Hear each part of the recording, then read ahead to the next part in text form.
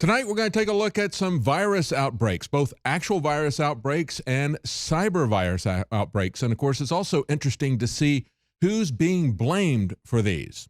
Whistleblowers and the usual suspects, those who don't like vaccines or have questions about their safety and efficacy. Let's take a look first at the cyber outbreak. And this, of course, is ransomware that has hit 74 different countries in the past 10 hours. Kaspersky Lab says it's been 45,000 documented attacks. That was a little bit earlier today. It is spreading very rapidly. The ransomware is called WannaCry, and it locks down all the files on an infected computer. It asks the computer's administrator to pay in order to get control of the files again. If you don't pay immediately, and they want $300 just for the first few hours, they give you like 6 hours to pay. If you don't pay that $300, then it starts to go up.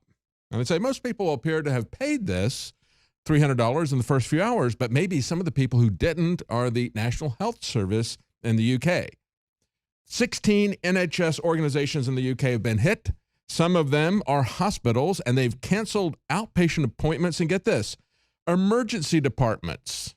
So we've all seen the people who've criticized our healthcare system here in the United States saying it's too commercialized, it's too greedy. You walk into a hospital, and it's true.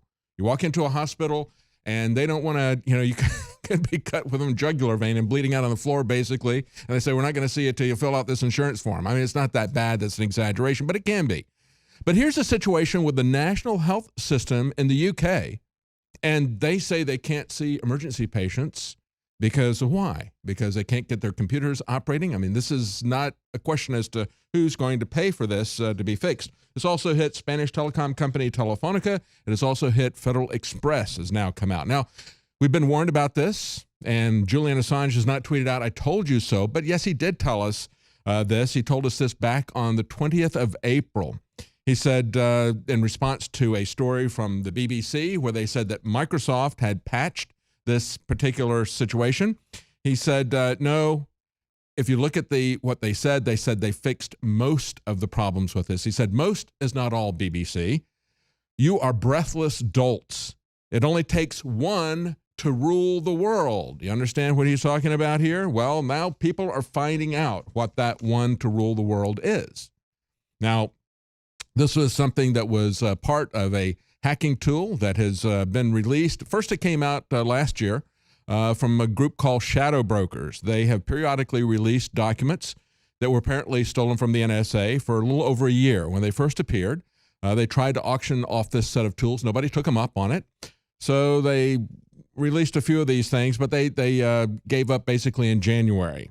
Okay, but then in April, as an alleged protest against Donald Trump, they say, becoming too much of a centrist and abandoning the far right, this is according to The Hill, the brokers released its largest set of documents, including a series of Windows tools, evidence that the NSA had hacked a Middle Eastern network of financial institutions.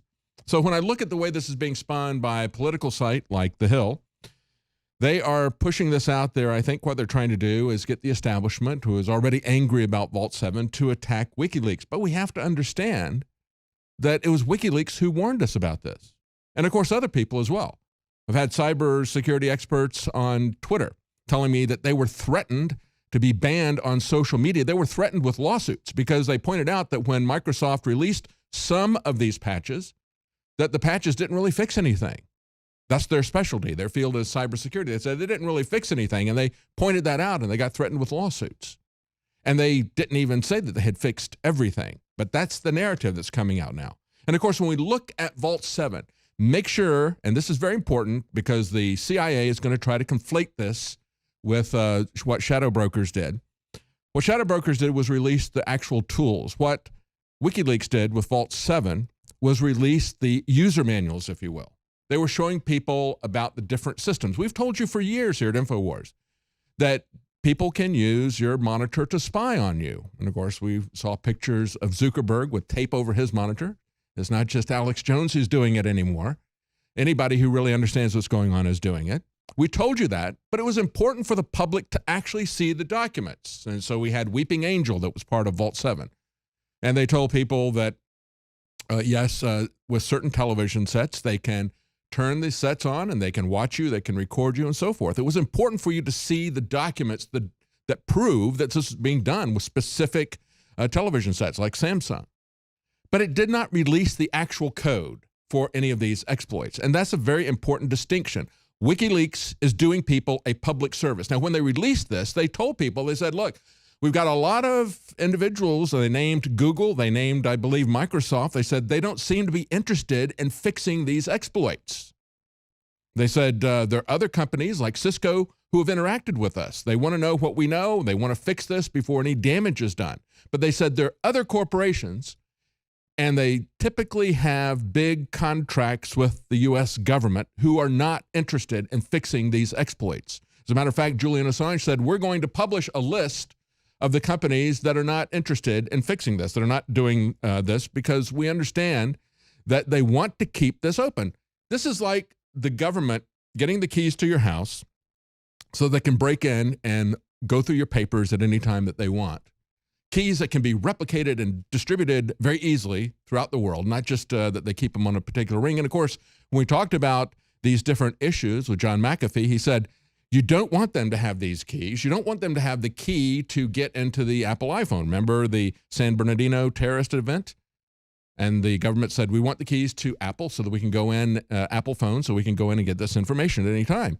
McAfee said at the time, if we give you the keys, you will lose them.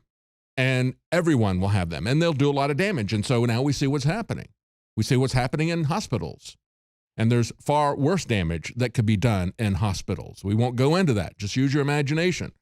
If they were really malicious, they could do a lot more in terms of medical devices and other things. But this is the problem that we've seen all along. Our government that tells us that they're destroying our legal protections, that they're destroying our privacy, say they are doing it for our safety and security. And yet what they do, and we see this with this particular incident, what they do is they leave us vulnerable to criminals.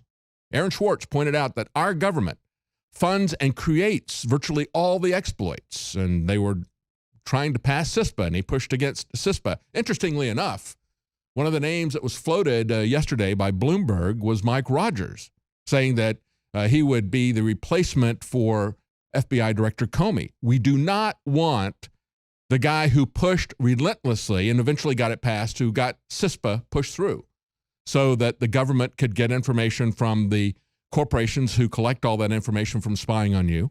We don't want to have him in charge of the FBI, do we really? The person who pushed for domestic surveillance, the person who said about NSA surveillance, it's not a violation of your privacy if you don't know that they're spying on you.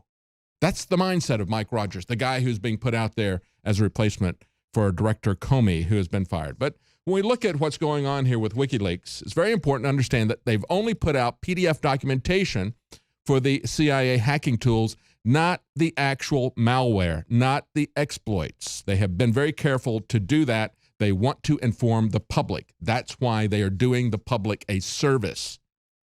They're journalists, and they're better journalists and more honest journalists than the Washington Post.